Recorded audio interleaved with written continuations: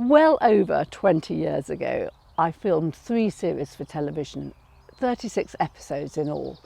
And in this first video, I'm talking all about salvage. I love salvage. This bench I got from eBay for around £24. The beautiful little stone lions there I found in a Moroccan street market. And my mum picked up the beautiful Roman stone font. Bas Clarke, the late great Bas Clarke, is someone I meet up with in this next video.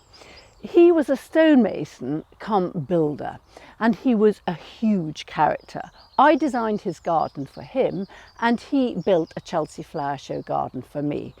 But he is a font of knowledge all about antiquities, stone, materials, salvage. And he would rock up to a price for a job on a bicycle. And then when he won the contract, he'd then purr up in his Rolls Royce. You could learn a lot from Bas. I think there's a pretty fine line between salvage and junk. But the difference is, if you like it, it's salvage. If you don't, it's junk. It's totally up to you. It's your garden. My favourite item of salvage in my own garden is my greenhouse. I've used reclaimed stone and reject windows for the top, and it cost a fraction of the price of a bought one.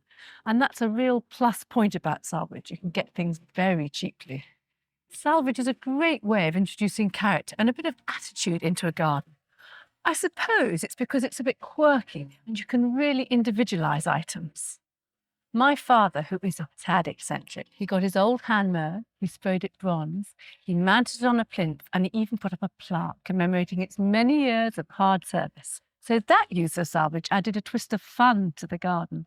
Time is more valuable than money with salvage, both in terms of tracking things down, thinking how you're going to use them, and actually putting them into the garden.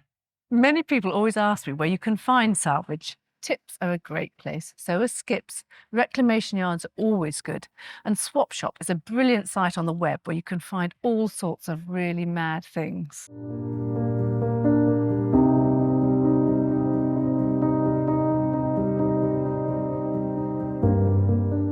One of Bunny's favourite jobs was when she was called in to design a garden in Stamford, Lincolnshire, where the owner had a particular interest in salvage.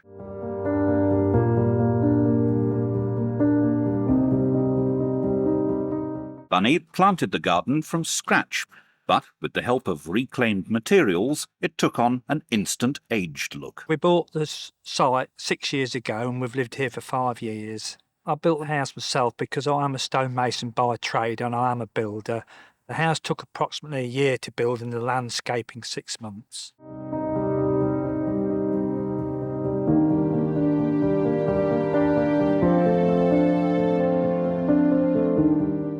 When you do put salvaged items in the garden, it makes the garden look well established. They're natural materials and they're well weathered and they always add interest and they never look out of place.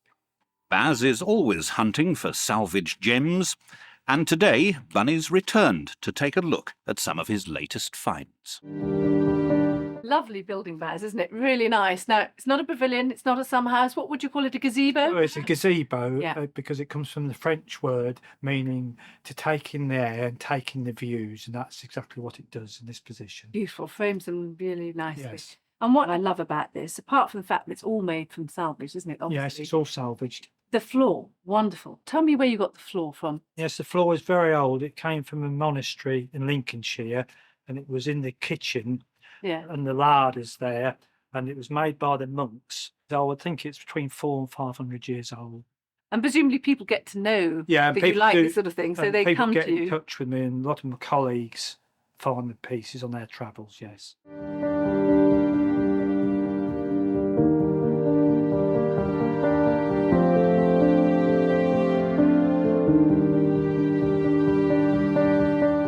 This is an attractive old trough that I acquired, and we raised it up on a plinth to show it off more and to show the planting off more. Means the plants are at eye level. It Yes. seems much more important, doesn't it, if you just raise them up? That's right, and it also makes a little place underneath for frogs and toads to live. Originally, it was a horse trough, and it's very deep, which is good for plants because they don't dry out so quickly. One of my favourite plants that you've planted on top there, the acidanthus. I love these plants because you get this lovely late summer colour and the smell, that lovely sort of sun lotion smell. It reminds me of seasides in the 1970s.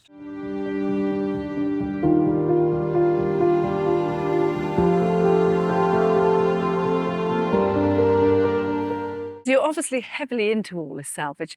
What exactly is it? Why do you think it is that it does it for you? Well, it's because old items, especially natural materials, stone and wood, are in keeping with the house and they're adding to the character of the house rather than detracting with modern materials. I love this table, Baz. Lovely grooves here and lichens. Where did this come from? Yes, this came from an old mill that I was working on, and it's an old corn mill, and that's why it's got these grooves in.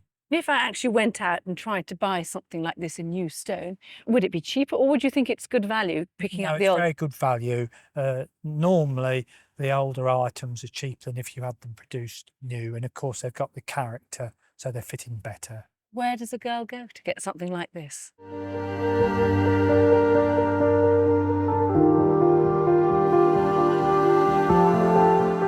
Europe's biggest antiques fair in Newark, Nottinghamshire, is the perfect place to pick up a salvage bargain. Baz, what a fantastic find. Yes, it is. It's well worth a visit every time. I've been coming for about 5 years, and there's always something of interest. One problem I'm going to have, I'm sure, is I'm going to get totally carried away and go back home with one big load of junk. Now, how do I stop that? Give me some good tips. Well, the main thing, Bunny, is to think where you're going to put these items when you get them home. There's no point in buying stuff here and getting it home when you haven't got a spot to put it in. So Very good points. that's the main thing, yeah. Lovely. And another tip? Another tip is, from an aesthetics point of view, always buy things that are made of natural materials, cast iron, timber, and especially natural stone. But the main thing is that you are here to have a nice day out, but just be a little bit discerning.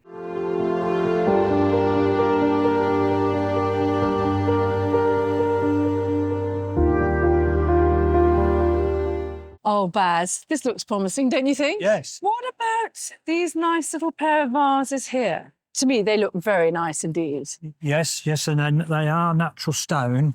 You can see the shell in the stone, so they are natural stone, and that will be reflective in the price. Oh, they're £500 for the pair. Now, that does seem rather a lot for two little ornaments. And I suppose the thing that ruins it for me is because I have seen so many copies of that ilk. And when I look at them initially, I thought maybe they were copies. Yes. And the thing is, for £500, you will find other items here which you'll get a better show with. Yes, they don't really hit you in the eye, although they are very charming.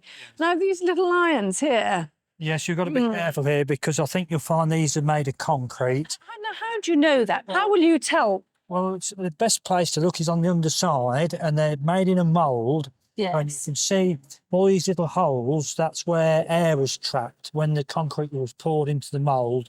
Oh, right. So these are £100 for the pair. So it is reflected. That says it all, and you're dealing with an honest man because he's not trying to make out that these are natural stone or anything like that.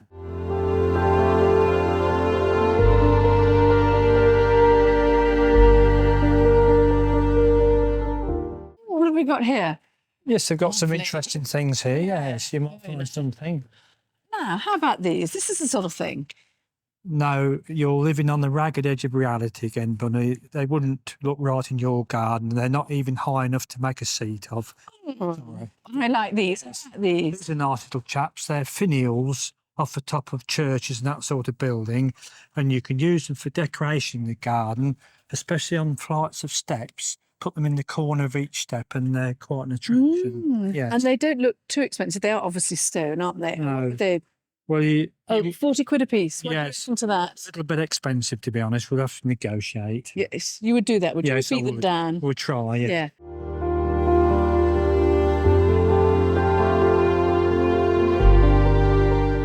Oh, here's two very nice props, Bunny, yeah. I like these. Yes, we'll look Just at the these. ticket. Yeah, and they're certainly original because these hollows are where the animals have been eaten and literally worn it down. So there's no doubt about it, they are solid stone. Lovely big hunks of stone, Yes. aren't they? Very nice Yes, indeed. they- I love that. Is that one much older, do you think, the way that's worn, or just a different stone? No, probably a little bit softer stone, so it's worn slightly more, whereas there. Yes. Oh, yes, we're very interested in these two troughs, but it's all down to your price. What is Yeah. it? The big one is 65 and the other one is 55. Yeah. 120 together. We didn't really want to spend more than 100 Why not? because we're a bit strapped at the moment. But that's a good price, isn't it? Well, it's reasonable, but would you accept 100? Make it 110 then. Well, what do you think, Bunny? I reckon 100, don't you? Mhm. Yeah, I think 100 is fine. 110 is just that.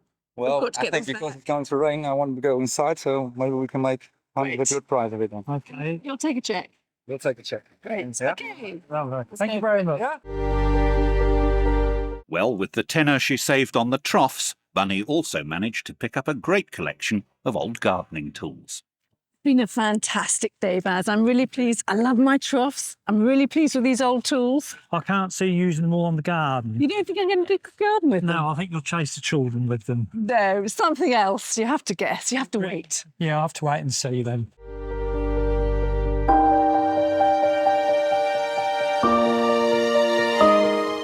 I've decided what I'm going to do with the tools from Newark. I'm going to make a gate for my vegetable plot. This might sound a little bit weird, but I think it will look stunning. I've already made the frame for the gate, and I've made this out of 45mm by 45mm softwood.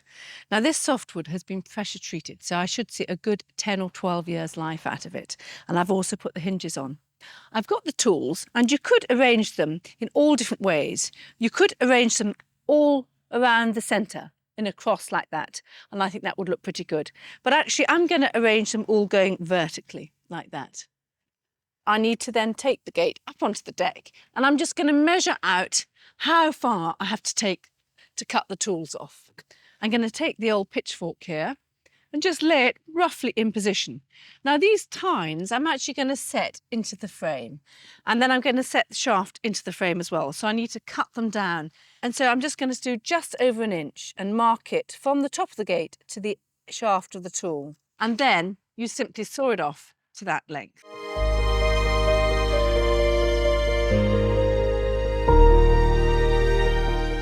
You might think it's vandalism cutting these old tools, but it's not really. It's going to be well worth it in the end. Oh, fine. Then you just put the tool in position, and I want to mark exactly where I'm going to make the hole. I'm now going to actually drill the holes using this router bit in my drill. This is a special bit for drilling wood, and it will make a nice wide hole so I can set the shaft in.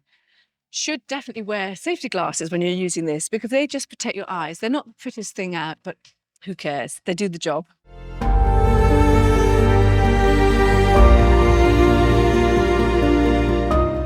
I'm going to do exactly the same on the other end using a finer drill. Moment of telling, is it going to work? Ah, beautiful job. Look at that. What a relief.